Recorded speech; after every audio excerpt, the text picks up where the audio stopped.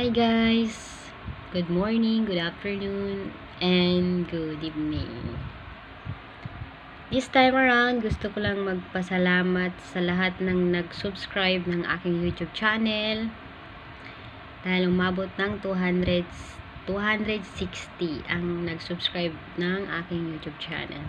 So maraming salamat, and also gusto ko rin magpasalamat sa mga nanood ng aking previous videos na ang title ay How to Start a YouTube Channel. Okay? Paano mag-start ng YouTube channel.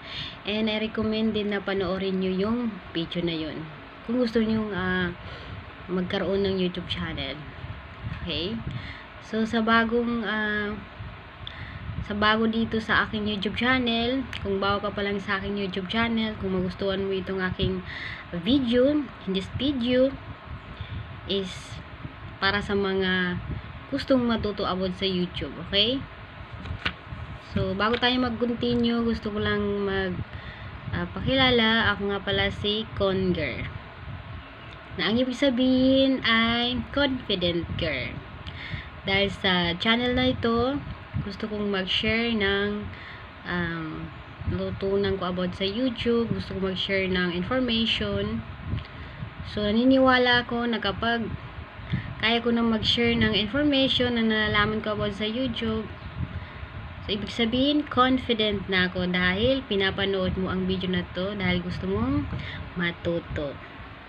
So, kung ikaw ay aspiring na gustong mag-create ng YouTube channel, okay, gustong mag-create ng content,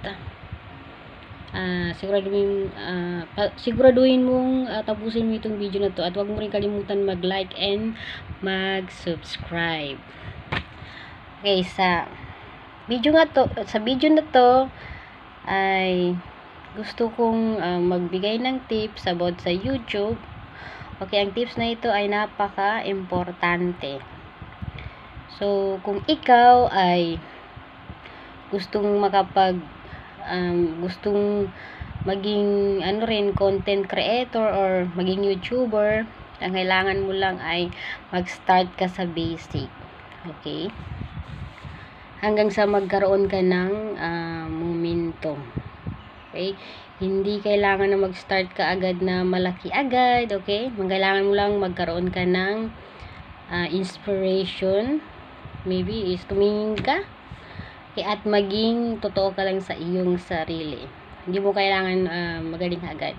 Kailangan mo lang is mag-upload ka lang ng mga video sa iyong YouTube channel. At magkakaroon ka rin ng subscribers.